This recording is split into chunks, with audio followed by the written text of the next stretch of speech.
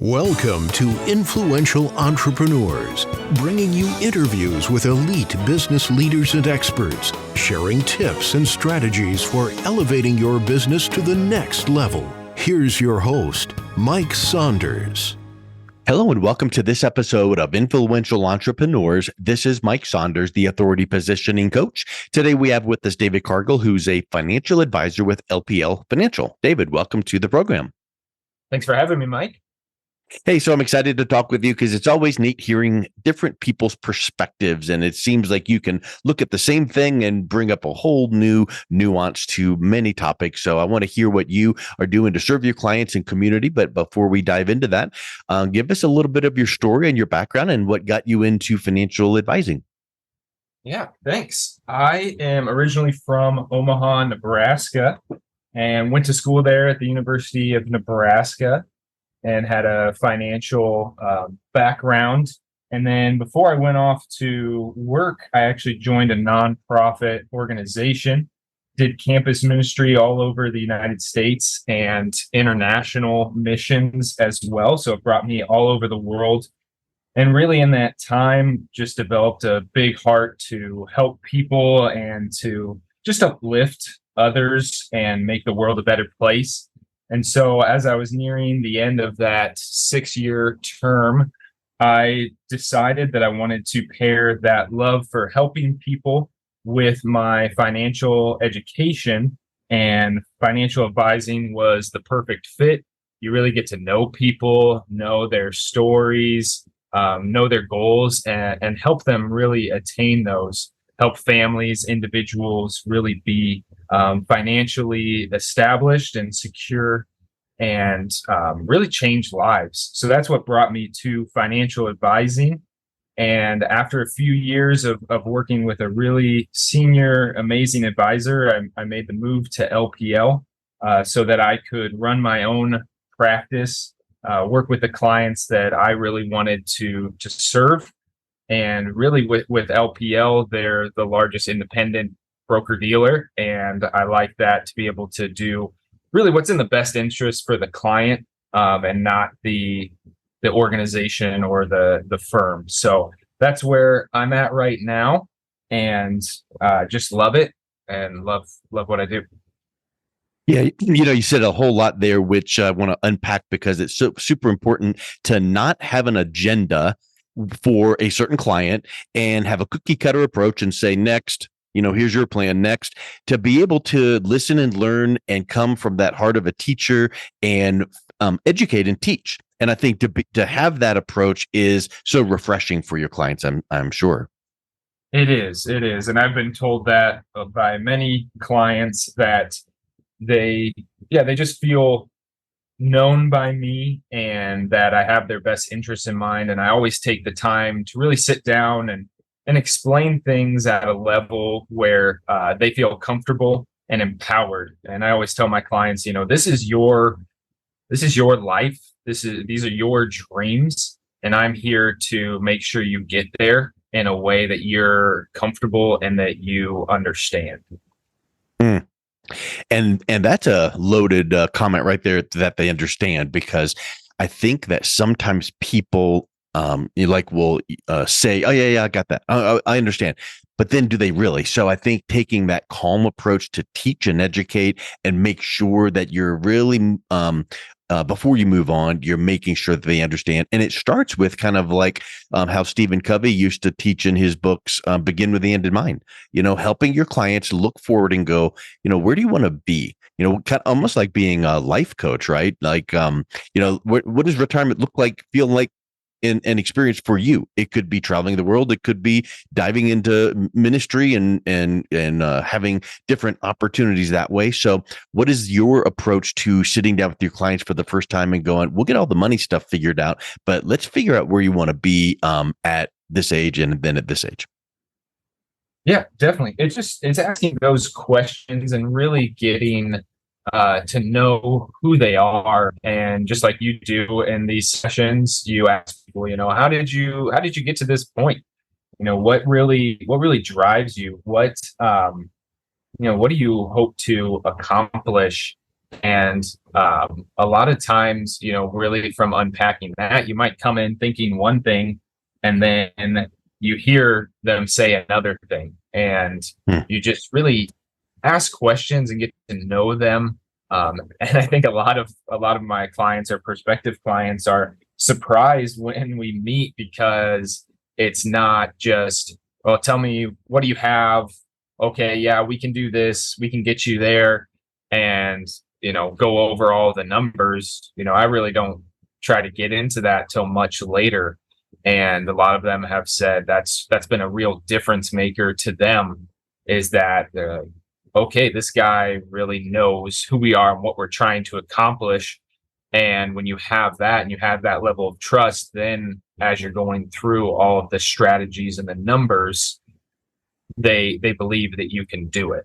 You're not just trying to base your proposal off of fees or Product. performance, which is also a good thing to review, but you got to get to the heart of the issue: is who are they and what do they desire?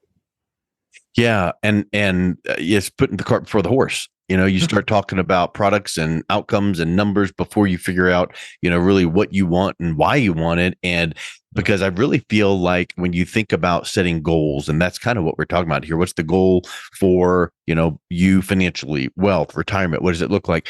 You want to have something that pulls you and draws you toward it, not something where you feel like you're pushed.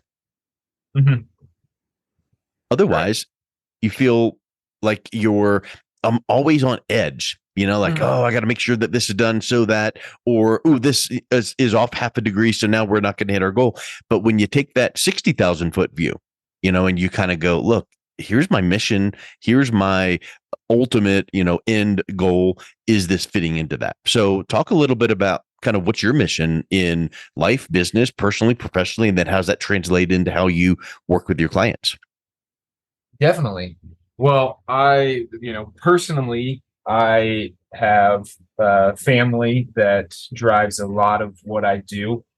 Married, 2 children, a third on the way, and so they're really the goal and the focus of my life, is to love them and to provide for them and to raise them well.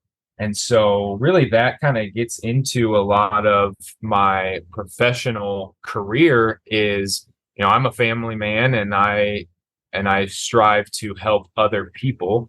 Everyone came from a family at one point or another, Yeah. and really just trying to help them live their best lives. And coming from that nonprofit role, that nonprofit area, I really just strive to put others before myself and say, how can I help this person? And believe in the end, that if I do good, that, I'll be provided. I trust in providence, and I trust in God to be able to provide for that. And so that gives me a freedom with my clients to be able to just say, okay, this is what we are going to do, what we can do, and not be attached to any certain way of doing things. And so professionally, I love to serve my clients. I'll probably tell a story here later about one of my favorite client stories. But just helping people, doing good, and then from that, people like to refer someone that they know and trust, and is helping them in a way that they've never been helped before. And that's it's really how I try to grow my business and my practice. And everyone wants to grow and be a big advisor and producer and things like that. And I believe that will come, and I desire to grow my business exponentially. But I like to do it with the people that I care about, and I care about how their lives turn out and their families. What I like about the way that you laid that out is you only brought up, so I'd like to grow my agency and be successful at the very end. It started with this foundation of I give and I serve and I love and I provide value to my clients, to my family, to God, and all of that needs to play well together so that the business end of things starts building on a strong foundation. It's almost like, hey, could you, I literally have 50 clients right now I can send you. They're coming your way. And if you don't have the right systems in place, that would overwhelm people. And so just like, if you were saying, I just want to be the biggest financial advisor in the universe, well, that's misplaced ambition, in my opinion. You have just laid out, and when a client or a prospective client of yours would hear that or sense that, they get the feeling that you're just not after to turn and burn and churn through the system and put someone in this and only go after the low-hanging fruit. You're able to work with someone and develop something that is massive in the industry, which is a relationship. So talk about that favorite client story that you were mentioning. Yes, definitely. So after I became an advisor, I had a friend from the nonprofit contact me, and we chatted about advising, and he had been doing it on his own. And kind of going back to that coaching, we went through a lot of sessions together to go over his investment strategy and what I provided. And every advisor has that hard fought client battle that eventually you win them over through just coaching and educating, and then they become just an amazing client that listens to what you have to say and does it. But from there, we did a lot of great work with his investments and planning, to the point that a few years later, he was able to cash in that account and purchase half of his family business. Wow. And I remember afterwards, he said, "Hey, I'm so sorry that I have to leave you as a client." And I told him, I said, "Hey, this is actually what we set out to do. We set a goal, we worked towards that goal, we accomplished that goal, and now you get to go and do what you love to do and be successful." I go, that's a successful story in my book. And I don't want to just manage people's money to manage people's money. I want people to reach their goals and be satisfied with the work that we did. So that's always been one of my favorite client stories. And he's doing amazing things today. I like that he started off as a DIYer. I think I can do this. Yep. I'll Google this. I'll try that. But then at some point he had to pass the baton over to someone like yourself that has that outside perspective. So is that something that you find is common with some clients that go, you know what, I appreciate the fact that I've tried some things, and maybe I'll keep a little side account where I can still do some things, but, guide me in the direction I should go now? Yes, we get that quite a bit. And some people, they say, yeah, I've tried this, and maybe now I have a family, so I can't just commit all my time after work doing this or up late at night. And so a lot of people, really smart people, I have clients who live in Silicon Valley that are amazingly brilliant and could do it on their own, but they just say, "Hey, I don't have time for this." And so they've really passed that baton to me. And so, yeah, I get that a lot. And there's a lot of things out there in the news and the media, and people do that. But I just kind of tell people, I go, if you're basing your investments and the direction of your accounts on what comes out in the news, you're already too late. That's old news. It's already happened. So really our approach is to be proactive, to be forward looking, and to say to our clients, "Hey, this is what we see. This is how we see it." And a lot of clients have really loved and enjoyed that. And honestly, that's how I've won a lot of new clients, is by being proactive in our investments and our strategy, which they all really desire and want. Of course. Is there a type of client that you tend to work with best, as far as just how people resonate with your approach? Maybe it's younger families that you're having long-term goals, or maybe it's pre-retirees. Is there something specific that you find is a commonality in your clients? Yeah. For one, we do personal and business wealth management. So we have an entire section of our practice where we do 401ks and work with business owners. So a lot of times I love working with business owners, especially in smaller companies, because you can really not just help the plan, but you can really set them up for a lot of success and help them really mitigate risk that they might not know that they have.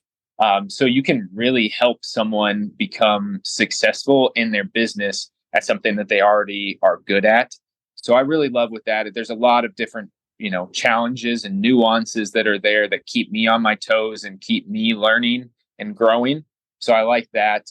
And then as far as the personal wealth side of things go, families, I love working with families. I actually just had a client come on who were the parents of clients that I had.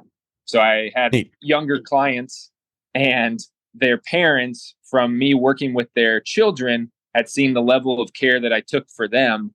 And now they're moving their assets over to me. So I love families creating generational wealth. And one of our specialties is just retirement income. A lot of times you have advisors that kind of play by the 4% drawdown, Monte Carlo simulation, see how long we can make your wealth last until you pass. And we really take a different approach where we want to be able to generate income for people, usually around 5%. But the big thing is we try to preserve the overall portfolio so that, if you start retirement with $1 million, we want you to end retirement with $1 million and be able to pass that on to your children, your grandchildren, your church, your charitable organization, what have you. So I love working with families, and honestly, people that are getting ready to retire and want to do good, while also having enough money for themselves. You hear that example many times where you do a good job for one member of the family and then the other member comes to you. But many times you hear it like, oh, hey, we did such a great job with mom and dad as they were planning retirement that here come the kids. And you just gave an example. I know it's not every example is the same, but, you were working with the younger side. They had such a great experience with you. They brought mom and dad in. And that's just so neat to have that legacy building where you're working with those families and you're seeing, joined goals together. And sometimes they could kind of overlap a little bit, with legacy and things like that. So that's huge. And then one last thing that brings up to my mind is what you were mentioning about if they start off with $1 million, we want them to, at least have that or more. It's just the huge holes in the bucket. I mean, there's so many things that could go wrong in wealth planning for retirement, from taxes to bad investments to risk and volatility. And to hear you say that that's your approach is we want to be careful. And you threw out a number there, and that was not an aggressive number. So that tells me that you work with your clients to have a nice, sane approach to making wise decisions. And we want to protect that retirement wealth that you're building. Exactly. And that's a big thing, is we want to be able to give people, what they worked hard for.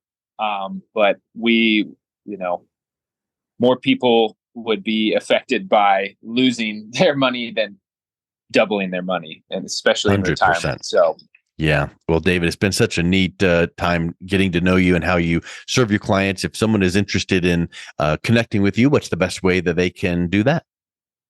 Yes, they can go to our website. Our website is cst-lpl.com.